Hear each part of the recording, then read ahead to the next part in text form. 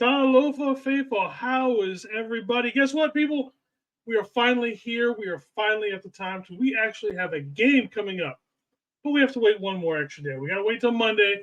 I know that kind of sucks, but that is what it is. But at least we finally got a game coming up. We can finally talk about an actual opponent instead of he said, she said. All the drama, the off season, everything that's happened doesn't matter now. We start playing. We've got 17 weeks to see how we go to playoffs and running for that. The quest for six still going on. So everybody, again, welcome. It's been a long week, everybody. So have a little drink, get ready, and we're going to be right back after the intro. They are at the 44-yard line of the Chargers. Taylor out to the left side, and Ricky Waters to the right. And a play fake. Young goes deep middle. He's got Jerry Rice. Touchdown, 49ers. First touchdown of the game. Comes after only a minute and 24 seconds. 44 yards. Touchdown pass to Rice. He sets another record. You are now tuned in to NFL Weekly News Wrap, brought to you by Power Brand Systems.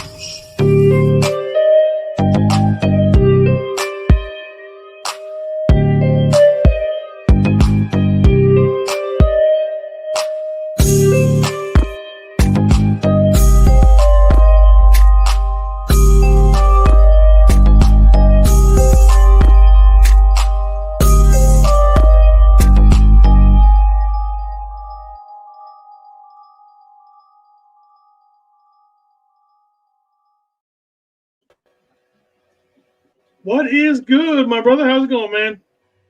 Another day, another dollar, brother. You know how it is. End of the week. Last week, before we got Niner football back in our life. Yeah, like I said in the intro, man, now we got 17 plus weeks to go. Obviously, for the regular season, see how it ends up going into the postseason, and hopefully we can end this quest that it feels like we've been on for about 50 years. Fucking A. So again, everybody, thank you for showing up. It's Friday. We are done with the work week for most of us, Monday through Friday. So as usual, we are going to start off with a little drink. I have one that I have been waiting for specifically. I bought this months ago. This is some ghost pepper mead from the Valhalla Meadery over here in Lakewood, Washington. So it's going to be a nice little mead with a little honey in it. It's going to be spicy as a motherfucker. What you got drinking on there, TJ? Just a Henny sour. I thought I'd go classic today. Just the usuals. Just the usual. All right, everybody. Like I said, cheers. It's the end of the week, brother. And 49er football here shortly. Yeah. Yeah. Ooh, it's spicy. Ooh. Y'all have fun with that. Well, like I said, it's normal mead, plus you got the ghost pepper that's on top of it. So, we got the fairy in the house. How's it doing, Mr. Tommy Huxley? Thank you for showing up, brother. The godfather of fairies right here. Right. Let me pull this up real quick so we can go into the share screen file. So we got the Jets, man, finally. Like I said, I don't know how many times I'm going to say that, but it's just good. Like, everything that has happened this offseason. The drama, the this, the that. Fuck, we had a shooting, for fuck's sakes, that happened to this team. You know what I mean? So, everything that has happened, it's done. We can start talking football. No more, who's going to start. No more arguing with people over who's going to be the number one back or the number two quarterback. Yep. All that kind of stuff out the window. We get to talk just regular football, man. I don't know about you, but I'm ready to do that. Yeah, that's really what I mean, you know me, bro. I'm not much for rumor mill. I like to deal with facts, and what's actually happening and everything like that. So,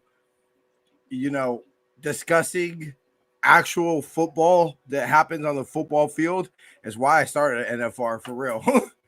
Well, yeah, it's almost the negative of doing this kind of stuff to where, as content creators, unfortunately, we got to talk about all the drama. For the most part, granted, we don't have to talk about all of it, but, it's like at some point, it's like, okay, we got to at least discuss this issue kind of a thing. And let's be real, kind of helps with content, during the dead periods. Oh, there was never a lack of content. Like, we thought this was going to be the one summer, what are we going to talk about? And Nah, man, we went into full blown, and then we were down the home stretch. We thought we had it. Nope, we got a whole bunch more with everything that's happened. This is either going to be the type of season that we point to. If it all goes to shit, we're definitely going to point to a lot of things that happened in the off season, and it's going to be like, wow, this should all been signs and everything like that.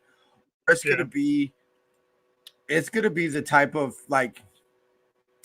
season where, like, generally you say you're proud of your football team and we overaccomplished anything. Nobody believed in it, and it's going to be, it's going to be one or the other, no in between. Yeah. Well, speaking of no in between, let's just go ahead and get into this week's weekend review slide. So let's start off with the injury list. Obviously, we got Juwan Jennings, who is questionable with an ankle. Talanoa Hufanga, also questionable with a knee. Everybody here is questionable, but I think besides one person, everybody except for two, everybody's probably going to be ready to go. CMC questionable with Achilles / a calf injury. That's the one that kind of worries me because it just keeps kind of sticking around for no reason. Isaac Guerrero is questionable with a groin. I think he'll be ready to go. Yatir Gross-Matos questionable with the knee. He's the other one that I don't think will go. And then we got Ricky Pearsall, who's just out because the brother took a bullet and walked it off. Took it off. Like, took a bullet and walked it off. I mean, like, literally walked it off. Seeing the video at, like, I thought about what we talked about, bruh, and when we were like, oh, how sick would it be if he's the one that walked the team out the tunnel hole into the boombox, and all those type of things. And, I thought, bro, they're not going to do that. They're not going to do that. And then the more you hear them, that's what I think is making everybody nervous. And it was almost like Kyle, kind of just snuck the Achilles in. And then I want to say it was Matt Barrows who was like, you said Achilles with CMC or, with McCaffrey. Is that new? And Kyle was like, no. And I was like, last time I checked, it was a calf strain. So last time I heard it was just a little calf strain. I was like, oh, where? Yeah. And that's like. Oh, go ahead. That's one that had me a little, like, my ears kind of perked up a little bit and we're like, interesting. Which makes one of the betting things that I have a little interesting for the later on in the Oh shit, I forgot we got a bet segment. Yep. Totally forgot about that. We've even got a new segment at the end I threw in there just because I thought it'd be kind of fun to do. Yeah. So all right. Next on the list, we have our transactions. Pretty much all took place on the 2nd. We waived DB Taylor Hawkins with an injury settlement. Signed Sam Okaninu. I'm probably butchering that. Yeah, name. He's gonna have to play a little bit and have me hear his name pronounced a few times for me to pick that one up. I think he's going to be elevated for game day personally. We did release tackle Sebastian Gutierrez from the practice squad. Obviously, we put Ricky Pearsall on the injured reserve / NFI list, and then we signed tackle Brandon Parker. Nothing crazy there. Just your basic run-of-the-mill stuff about this time of year. Obviously, the only quote-unquote shocker would be obviously for the reason why Ricky's on this list. But otherwise, it's just standard stuff that goes on this year. Yeah, the fluctuation of the practice squad.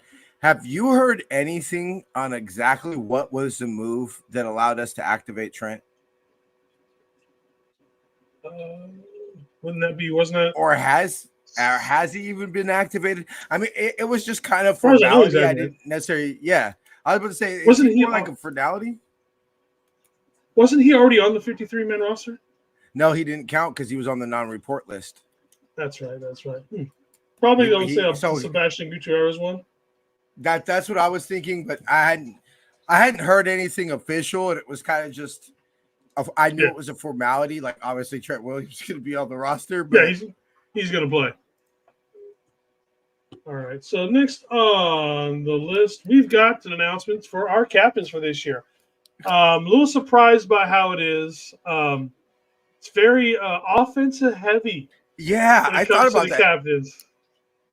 And that's what I was thinking. I was like, this is a little interesting to me because I know on Tuesday's show we talked about, next year and how, if you're not 57 or 97, your position on this roster, and like Jair and like people who are still under the rookie contracts. But realistically, if you're a veteran who's not 54 or 97 or 54 or 97, your spot on this team is not safe. Not at all. And then lo and behold, only defensive captains are 57 and 97. I thought that was a little interesting. Yeah, I'm kind of surprised Ward didn't get one. I figured Ward had played to the point to where, at least he got one. Low key, kind of wanted to see Mitch be a captain. Yeah. Just for special teams. But then you look at the offense, okay. So you want to add some captains, whether it be some in the special teams area or one more on the defense. Who do you really get rid of these guys? Yeah, everybody's because earned it. You're not taking it from Brock. I mean, that's football 101. Your quarterback's going to be a captain. Yep. Trent Williams has had his C on his jersey permanently stitched on the day that he got traded here. Yeah. Debo, you have to give it to Debo after, he talked about last year how it really did affect him and everything like that. And clearly, I mean, Debo's came into camp like a bat out of hell. Yeah, like if he's come out and proved it, they're putting that C on him last year. Matured him, yeah. I guess is the word to say. Yeah, I mean, cool, awesome. Skinny Debo, all that. Now let's see you do it back-to-back off seasons. Yeah. Before I'm just, let's see you do it back-to-back when it's not a contract year.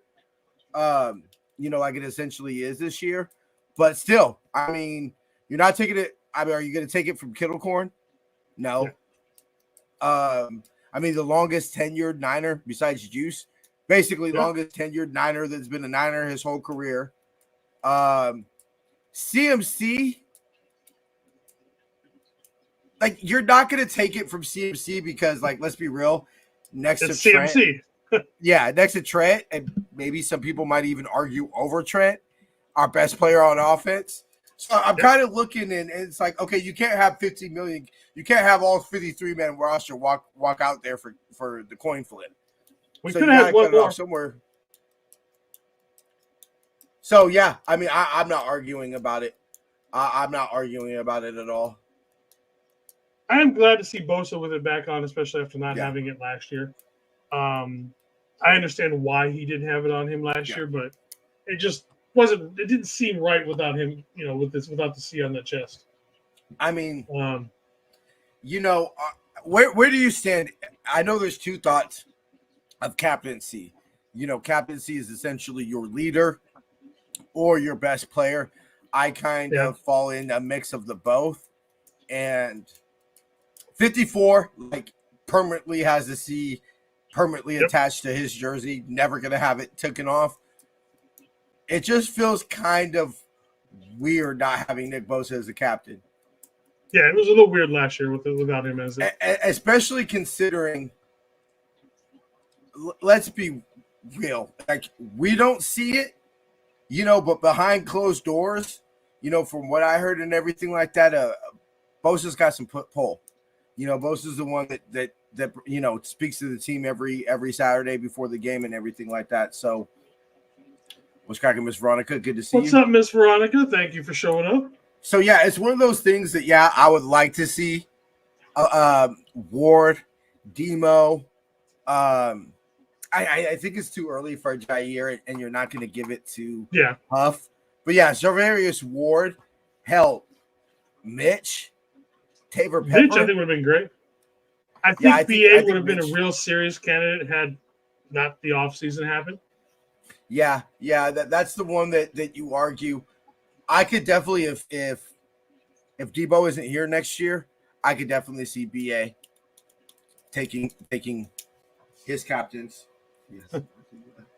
Of course, yes, more Debo. All right, so let's get into the. Oh, go ahead. No, go ahead, bro. All right, so let's get into the Jets proper. Let's look at their coaching staff. Obviously, led by Mr. Robert Saleh. Hasn't necessarily had the greatest time as a head coach, but to be fair, he has had some shit-ass quarterbacking. while he was there. Obviously, he only had Aaron Rodgers for 6 plays last year. Went back to Zach Wilson, who's way too more interested in hitting on the older women in New York City than anything else. Honestly, he's probably That's coaching why I for love the fact my quarterback's married. right. Not have to worry about any of that drama. He's put together a really good defense. It's just his offense, even with the offense, it's just the quarterback play. They've got what's up, Miss Teresa? How's it going, girl? What's cracking, Miss Teresa? They've got good players around it. It's simply the quarterback. They got Brees Hall. We've got 2 good wide receivers in Wilson and Williams, and these. So it's just like the quarterback. It's all these guys are missing. Obviously, we've got their offensive coordinator in Nathaniel Hackett, formerly from the Packers. This offense this year with Aaron Rodgers is probably going to look a lot like the 2019-2020 Packers. It's pretty much going to be carbon copy. Pull up them old tapes. It's probably what they're going to look like for their offense. And then somebody that, we're pretty intimate knowing, is even more so for me. We got, the defensive coordinator is Jeff Ulbrich, Mr. Hawaiian Rainbow himself.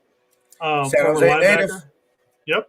And something I did not know, I saw his tattoo. He's got a Polynesian tattoo. I did not know that about him. His forearm tattoo. I'm not sure. I haven't seen his full arm. Like, I'm not sure if he's got the full tattoos that goes all the way up. Like, you guys have seen every Polynesian guy that has, the tattoo and everything. In fact, I want to see if I can pull up what it looks like. Yeah, honestly, secretly, I shouldn't even say secretly. I wanted Jeff Ulbrich as DC this year. Yeah, that's definitely who I wanted. Yeah, that's a Polynesian tattoo. Yeah. That's instantly recognized. Everybody knows what that tattoo is. Yeah, like I said, I knew he played at, he went to University of Hawaii and all that, but I didn't know he actually, I'm curious, like, did he marry a Polynesian or something? But anyways, yeah. Just a little side note on that one. I would have liked to see him as our DC as well. Yeah, that would have been something. Get back to, Jeff Ulbrich comes from those. If you think about Harbaugh, matter of fact, it's so funny because Jeff Ulbrich's playing career reminds me a lot of where the Jets are, where Jeff Ulbrich he wasn't Patrick Willis or anything like that. But Jeff Ulbrich was a damn good player on the 9 or 10 year wall. Solid, yeah, he was solid player. You knew he was going to be there every year. Probably wasn't going to make the Pro Bowl, but within the confines of the team, he was a rock. He was definitely a rock on this team for years. Him and Derek Smith, Yeah. I'll bring it way old school. What's up, Jim Everett? The false, the not so great. Hold on. You know what? We're officially.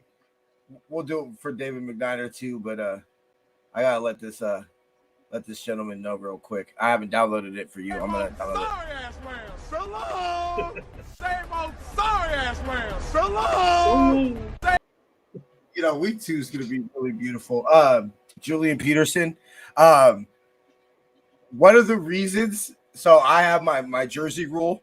I would get a Jeff Ulbrich jersey. He fits on one of the categories. You got to be on the 9 or 10 year wall in order for one of the qualifications.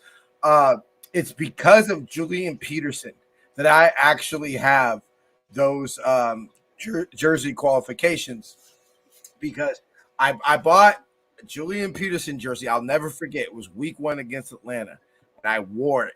And that's the year he tore his Achilles and he was gone the next year. So I literally only got to wear that jersey. I spent $75 on that jersey. It had the NFL field in the middle and everything. It was legit jersey. I spent $75 on it. I literally only wore it once. Right. Do you know how to fix these screens? Actually, a dope story about Manny Lawson is I remember Patrick. My first training camp I went to was Patrick Willis's rookie year. The only reason I got any autographs is because they gave away fridge magnets, like little small ones. And one of them was Manny Lawson, and that's the one I got. And I'm trying to get his autograph, and he's skipping over me and everything like that. I looked at him. I said, "Come on, Manny, sign it." I was like, "It's you on the freaking magnet." And I remember he grabbed it. He looked at it, kind of was like, "Well, fuck, it is me," and then signed it and then handed it back to me and everything like that. So, damn, Jim Everett over here making me feel real old. Marquez Pope, what you know about Tim McDonald and Merton Hanks? What you know about Lance Schulters? Like, come on, brother. Like, I could go old school Niners all day. All right, so that's their coaching staff. I mean, honestly, it's a decently solid coaching staff. They just, again, this team over the last 4 or 5 years has just come back to piss poor quality. They should never. Zach Wilson should have never been a first-round draft pick. I go back to the old school, talking about old school football. Bill Parcells, when he was with the Cry Girls, and you said you can't blame the chef if you don't let him buy the groceries. I think that Robert Saleh might be a victim of that. And definitely. Kind of funny. Like, of course, Detroit's happy, Dan Campbell and everything like that. But I really think that Robert Saleh, you have to take that opportunity. You have to take the coaching opportunity that was given to him. But yeah, signing up for the Jets, I think it's unfortunate if he doesn't get another opportunity. I think he's going to be a damn good head coach. Just kind of shows you, what's the difference between him and D'Amico? D'Amico got C.J. Stroud, and they got Zach Wilson. Yep, that is pretty much it. All right, moving on to the next, we're going to talk some Jets defense. So as you can see, obviously, we are playing at the Field of Jeans. We've got our anti-aircraft missiles set up to shoot some of these guys down. I guess that sounds terrible now that we're talking about shooting people, considering. Obviously, their defense is led by C.J. Mosley, Sauce Gardner, and I know I put Javon Kinlaw up there, but obviously that's just because, well, we know Javon pretty well. He was around here for a while. But let's be honest. The main person on this defense, other than Sauce Gardner, is Quinn Williams. These guys are going to – where our issue is, we don't know what we have up the middle for our front four. That's where these guys are at their best. And speaking of not just Kinlaw, they've also got Solomon Thomas backing Kinlaw up. So what kind of crazy world would it be if all of a sudden those two had the game of their life against us? I mean, it's happened before. Circa Dante Pettis. Exactly. I was just about to say Circa Dante. This defense has been carrying. This defense reminds me a lot of like the pre-Harbaugh defenses. Yeah. Of the 49ers, to where it's like, come on, guys. Just score 2 points and we'll win a goddamn game. That's all we're asking you to do. Those 17 to 13 wins. Yeah. It's like, how low do we have to keep them on the scoreboard for you guys to do something? Just do anything. Like I said, the outside of their defense with Michael Clemens and Jermaine Johnson, who aren't terrible, but that's the weak side up front. Still a good thing. Their linebackers, obviously, C.J. Mosley. I see this being a game. I'm sorry? Yeah, no, I could definitely see this. I might change my final score for Sunday on the pregame show. I might redo the video and change my score a little bit, because this game's making me a little nervous. It's making me a little nervous because if you think that we're going to go right in and light up the scoreboard and everything like that, it's going to be sadly mistaken, because I think the Niners can put up some points. I think that, number one offense, I don't expect us to go right into the season. All systems go. I mean, how can you? I don't give a damn how good Trent Williams is. These are his first snaps he's gotten all offseason. I don't see. This is what I'm thinking. I think it's going to be a close game, first half game. I think the Niners are going to pull away in third, fourth quarter. The longer the Jets stick around in this ball game, the less likely I feel that plays in the Niners' favor. I mean, let's be real. We saw it, the last 2 years. We're a team that takes the game over in the third and fourth quarter. So, and I don't want to. I know we're probably about to break down, their offense here in a second, but this is definitely a ball game that if our defense ain't rocking and rolling, because if you think we're putting up 30, 34 points, I think y'all going to be disappointed. I said 35 on another show. 35. Yep. Really, honestly, truthfully, right now I got the score 31-14. I think I might, or 31-17. I think I might change it a little bit. Yeah. So as far as attacking this defense, we say this almost every week. Who's somebody that needs to step up? George Kittle. I don't think their linebackers or their safeties can run with Kittle. We always say, we want to see George catch the ball more. Will it actually happen? Probably not. Yeah, I can see a blocking game. Sauce is probably going to cover BA, probably make him, let's see. The Sauce is probably a top 2 to 3 cornerback in this league right now. He's probably going to shut down whoever he covers 99% of the time. So yeah, I see him more. Oh, go ahead. I'm looking at Kittle, Corn, and Debo. This is to me where I think does training camp really, because Debo had the training camp of his life this year.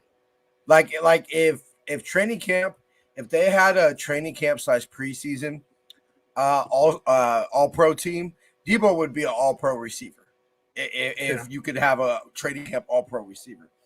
Juwan on his ankle makes me a little nervous because I believe that ankle's been bothering him all off season, all camp. So that makes me a little nervous. But yeah, I like Kittle over the middle this game, and I like a little bit of JP Mason. I think that I'm leading a little less on CMC because let's be real, if that Achilles, knock on wood, if we have a Drake Greenlaw situation with that Achilles, our season's done. Yeah. Because I think one of the biggest factors in the Super Bowl that doesn't get tired, I think CMC was running on fucking fumes. We ran the fuck out of him.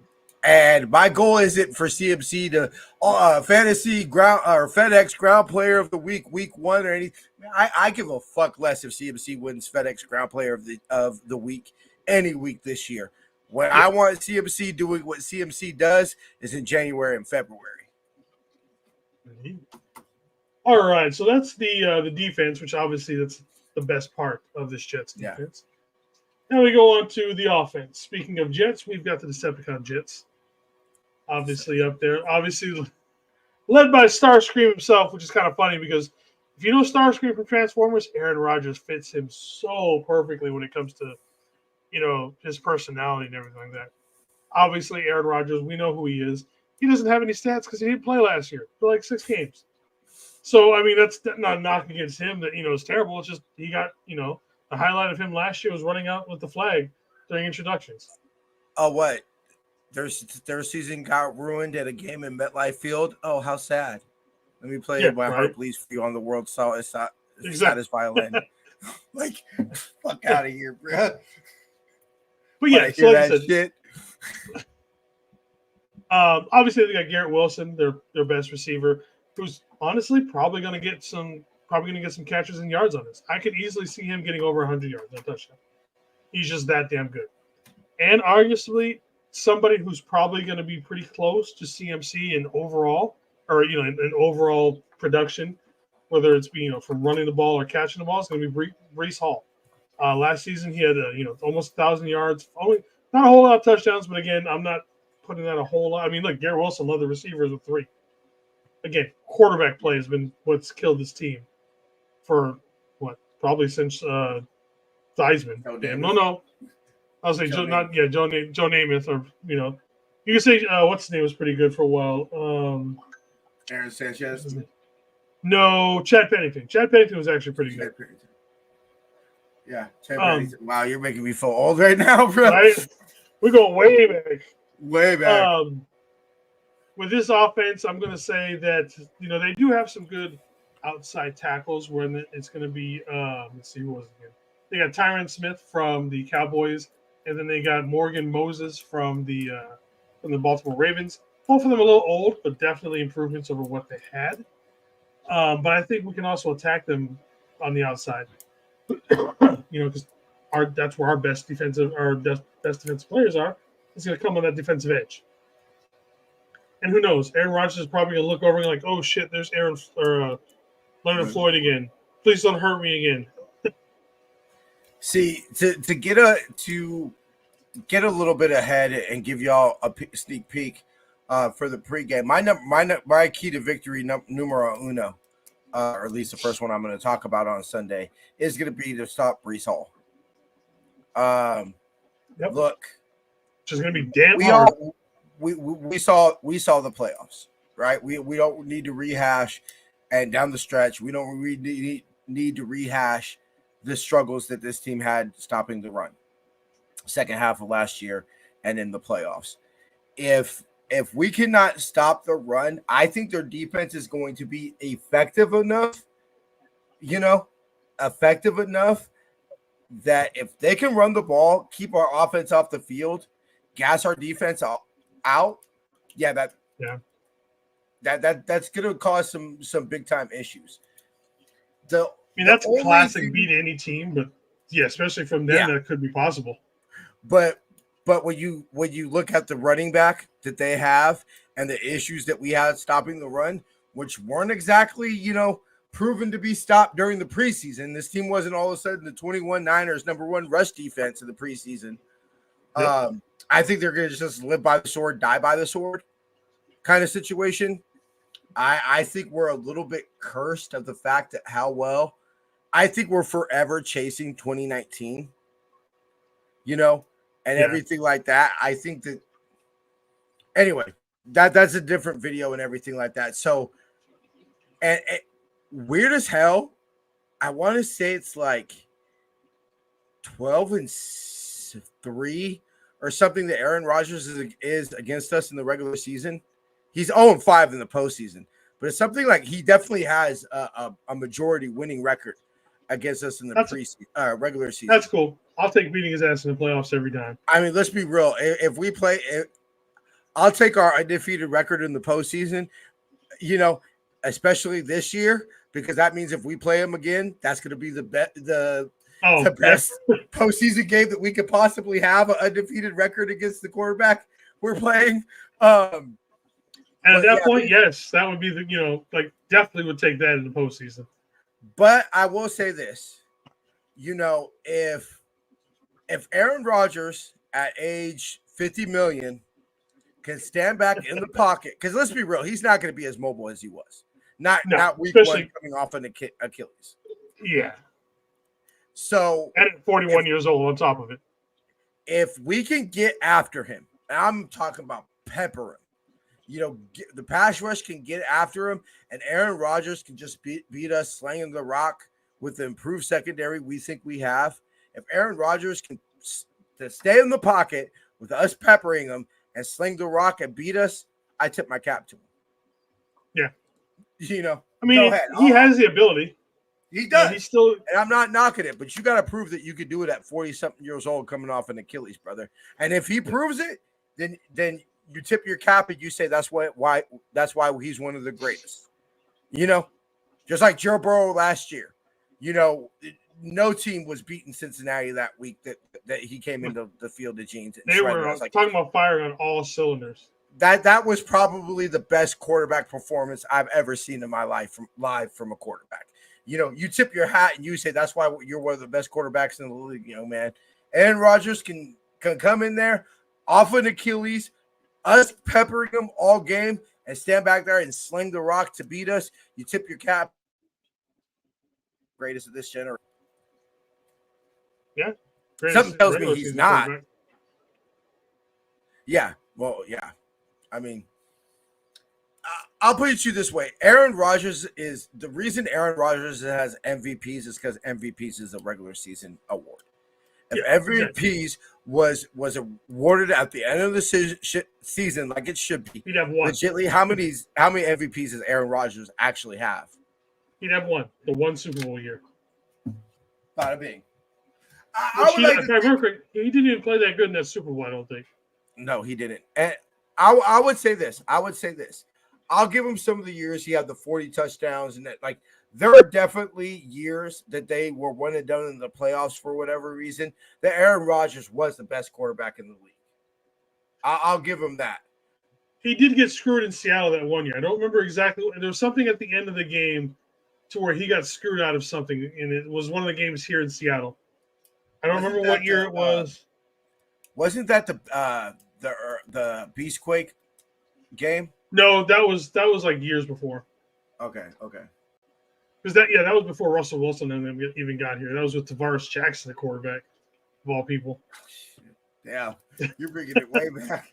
Yeah, it was actually funny. I was talking to this faithful this week and everything like that, and he had his shirt straight up and big ass letters just said "Fuck Dallas." I was like, bro, where did you get your shirt? Like, we got our own shirts and everything, but I'm gonna give you props on that. Just straight "Fuck Dallas," big ass letters. But I was talking to him and everything like that. I was like, brother, I'm an old school Niner fan. I remember where the Aints and the Falcons were in our division. Yep. And then it caused me to pause. The new NFC, when I say new, I'm talking about, 2002 on. We've actually had the division longer this way than it was with the Aints and the Falcons in our division. In my lifetime. I'm saying specifically in my lifetime, which is kind of crazy to think about. But yeah, when you said Travarius Jackson, I was like, oh shit, bro. I'm really old. Like somebody at work, it's been a while that your team hasn't won a Super Bowl when literally every person I work with at work, except my manager and my manager's boss, was born after the Niners won the Super Bowl. Literally every person at my work, but my managers, were born after the Niners won the Super Bowl. Damn kids. Damn kids. All right, so going into one thing, we got fantasy football bets for these guys right now. If you have pretty much any of these guys, I'd start them. The only person who I might not start, unless, depending on how you have a flex and you got some people injured, would be Mike Williams. I would start both these defenses even if you had a chance to. Yeah. I'm not the biggest fantasy genius. CMC, I'm a little bit hesitant about. That's the only one I'm kind of like. Which I was kind of saving that for the next slide, but yes. Okay. And then there's reasons why, so let's get into it. Yeah. Go on, roll through. So for betting, anytime score CMC. This is usually you bet this every week. You put as much money as you. Well, not necessarily as much money, but it's pretty much a guaranteed winning bet. All this one is you just got to get CMC to score and you win money. Depending on what it looks like as far as, what's going on with this mysterious Achilles injury or anything like that. I don't know if I'd actually put money on that one this week because I just don't know where he is at physically. I would, just because I would bet CMC to score every week and just know over the course of 17 games you're going to be right more than you're going to be wrong. True. So this might be just one of the weeks. But this specific game, fine, okay. I could see the argument. I'm just putting my money down on that and just saying, hey, look, I'm going to be right more weeks than I am not. The Purdy 250 passing, 250 is a low number. I wouldn't touch that one. I'd be low, but about that. These DBs on the Jets are pretty damn good. I'd be a little nervous about that one. BA receiving 75 yards. I'm not touching that one. And Niners three sacks. Yeah, I'll take the over on that one. Yeah, I'll take the over on that one. But yeah, the BA and the Purdy passing, I'm not touching. Over under 44. I'm taking the over. I can see it. Yeah, I'm taking the over. I'm taking because what? Even my score, what? You think 24, 27? So that means all they need to score is 13 about points. 20? Yeah, something, Yeah, I can see that. Yeah, I'm taking the over. Niners minus 4.5. What's you feeling, Jason? You taking the Niners to cover? I'm taking them covered. Yeah, I'm taking. I'm guessing around 3 to 11-point ball game, somewhere around there. So I'm taking the Niners to cover at home Monday Night Football. If anything, that this franchise shows up for Monday nights. Yep. All right, and then the new Levi's thing, is lit. Yeah, Levi's is lit because one thing I will say, pretty much throughout Levi's Stadium's history, look, we all know empty seats, all those things that we've heard in the past. One thing I will say, I can't remember a Monday, a primetime night game that I have gone to Levi Stadium that I have not felt that crowd was lit. Yeah. Faithful show All up right, for primetime football. And then for the last slide, it's just something kind of dumb, kind of fun that we're going to do. We're going to talk about some of the bigger fans for the New York Jets. I think the obvious biggest fan that they've got is going to be Adam Sandler. Yes. We've got Ralph Macchio, a.k.a. the Karate Kid. George R.R. Martin, for those of you who don't know who he is, the writer of Game of Thrones. You get off your fat ass and fucking finish Winds of Winter. Goddamn it, we've only waited 25 years. Anyways, done with that rant. Kevin James, was it not Everybody Loves Raymond? What the hell is the name of that show? Kings and Queens. Kings and Queens. There you go. Obviously, there's Rich Eisen. You're never going to catch Rich Eisen in a Jets thing. He never wears it just because that's how he keeps his professional thing separate. That's why he doesn't really wear it. But when you listen to his show, he doesn't hide the fact that he's a Jets fan. He just doesn't wear Jets stuff for the most part. And then with Chris Rock, another person, I could not for the life of me find. I saw tons of stuff where he was Jets games, but he wasn't wearing Jets gear. One person who I thought was at the very least a New York fan, Jay-Z's not a Jet or a Giant fan. He's a Cowboy fan. I did not know that. I know he's a Yankees fan. Yeah, but like I said, I figured, I'm like, you know what? know I bet you Jay-Z's got to be, he's got a 50-50 chance of being a Giant or a Jets fan. No, he's not. He's neither. I was like, Jay-Z not supporting his local New York team? So, yeah, apparently he's a Cowboys fan. You know what? When you step back and you look at it, and I mean, what, the man's in his probably going to be 50s here pretty quickly. How garbage were they when he was growing up? But then you would think the Giants. Then you would specifically think the Giants, just because, if you're talking about 80s and 90s, that's Giants right there. Listen, Adam Sandler, numero uno. Damn it, Jason, cut me off. This one. Dude. Okay, here we go. I was trying to get rid of it. I was trying to do it to where we just go side by side, but it won't let me do it. But anyways. There we go.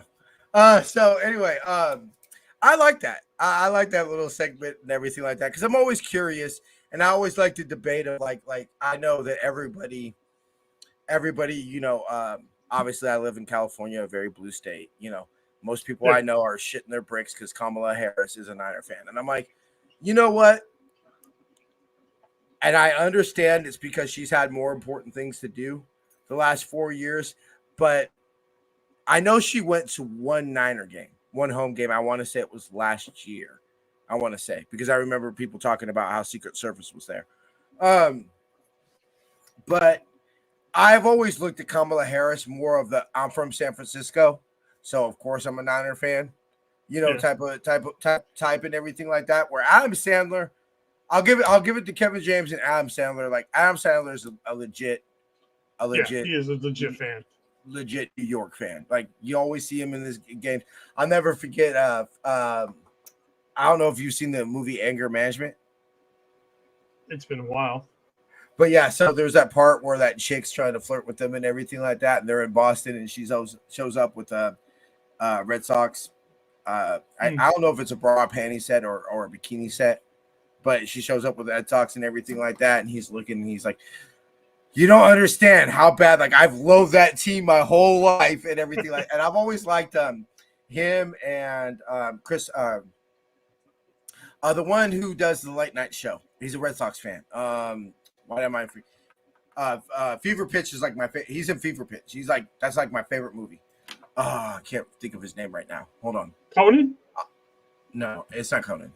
Think Conan, Jon Stewart. Pitch. I I got it right here. I got it here, right here. Jimmy Fallon. Okay. And I've always wanted to see like him and Adam Sandler do like a sports fever, because obviously Jimmy Fallon's Mr. Red Sox, and Adam Sandler's Mr. New York. So I've always kind of wanted to see a battle, like them do a sports movie type of thing, with the Yankees Dead Sox. But anyway. Yeah, like I said, something new, I thought was that kind of cool. Just something new, something fun, see, what kind of people are cheering for, the team that we're playing this week. So figured I'd throw that in there. Maybe some celebrities show up to the game. I know Yeah. I knew a couple people that said that they saw Eminem leaving the NFC Championship game last year. We obviously all saw the video of him flipping off the faith, or the picture or video of him flipping off the faithful, and all that. Here's a tip: he'll probably make that week slide. Yeah, right. Like, let's be real. I mean, like, besides what, and you know what? Just like legitly, like, the world doesn't really know. Let's be real. Eminem's the most famous Detroit Lions fan, Yeah. and everything like that. But if you need some help, I got pictures of my family. Anybody in my family is Lions fans. It's so funny. Obviously my family's from Detroit and all that, but I actually have one homie that is from the South Side, and he was a Crip, but he like his whole family, like he grew up hating the Cry Girls and everything like that. From obviously being from the Bay, and all his family are Niner fans. So he's like, bro, I'm a Crip. He goes, I couldn't be a Cry Girls fan. You know what I'm saying? So the only other blue team in the NFL was the Lions, and he was like, and I fuck with Barry Sanders. So I was like, Giants, okay, Seahawks. Giants. I think who else was blue? Yeah, but for real, like, let's be real. Nobody in the 80s and 90s that wasn't from Washington was going to be a Seahawks fan, bro. Yeah, no, I'm just trying to think of what other teams were wearing blue at the time, like Patriots. Nobody was. That's before Tom Brady. Nobody. Yeah, exactly. Nobody that's not from either Connecticut or Massachusetts was a Patriots fan before 2001. Yeah, I think that's about all I can think of off the top of my head. Because obviously the not the Redskins. What did I go with that? The Texans were around. Yeah, I said Rams. Colts. I actually had a teacher in middle school that was from Baltimore, but he remained a Colts fan when they switched over to Indy. Well, that's tonight's show, everybody. Ads. Oh yeah. We gotta do a commercial break, and then we'll go ahead and give our final thoughts and get out of here. This segment is brought to you by Shop49ers.com, the official online store of the 49ers. Use our affiliate link in the description to get the latest official Niner gear, save 10%, as well as help out this show. Okay, Jason's camera went retarded. He clicked the wrong video. Did I do this one? Yeah, okay, so we got this one right here. Today's episode is sponsored by Power Brand Systems. Need help getting new customers for your business? Let Power Brand Systems help you grow with their powerful tools. Visit powerbrandsystems.com/Niner Faithful Radio for more info. If you like our content and would like to support the show, consider leaving us a tip in our tip jar at NinerFaithfulRadio.us/tip jar. Join our exclusive membership community, where you get exclusive NFR content not available anywhere else. Join our exclusive chat, 20% off of all non-sale For the Faithful by the Faithful gear, and much more. Visit portal.ninerfaithfulradio.us/login to join. For the Faithful by the Faithful Season 4 apparel is finally here. To see this year's designs and also save 20% off of Season 1 through 3 designs, go to NinerFaithfulRadio.com/shop. Get all the highlights from all the Niners press conferences every Saturday on Niner Faithful Radio Presser Review. Follow us on social media at Niner Faithful Radio on Facebook, Instagram, Tumblr, and TikTok, and at Niner Faithful R on X. You know what, everybody? Okay, don't even say shit. Okay, you know what? Y'all want better commercials? pay for your boy to go to audio engineering school. Okay. I'm just curious how high you were when you made the presser one, because you're like, join us Saturday. We do Niner Faithful Radio.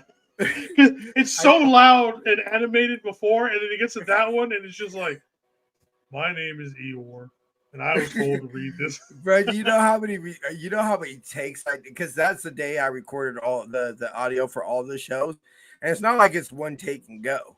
You know what I'm saying? So it's like, you know how many, by the time that's the last one I did. That's the last one I did. Yeah, I know. That's the last one I did. And I was so fucking done with recording audio that day, bro. So yeah, y'all want better audio quality? Send your boy to audio engineering school. All right. Final score, Jason? I had 30 or 35-21. 35-41 or 21? 35-21. 35-21. All right. I'll give mine on the pregame. And got to stay tuned for that one. All right, brother. Thank you very much for showing up. We will definitely talk to you. We'll talk to everybody tomorrow for the presser coverage, and then nothing on Sunday because we're not playing. But then on Monday, obviously no reaction show. I'll try and get that up as early as possible on Tuesday morning. Then Monday night, we will also, pregame, halftime, postgame. Yeah, we'll start rocking and rolling with that. You'll see me pregame, Jason halftime, and Jamie will be doing our postgame. All right, brother. We'll see you. I'll see you Tuesday, but we'll see you Sunday, bro. Bye for time to the lover. One love. Thank you, everybody. Y'all have a good night, and bang, bang, now again.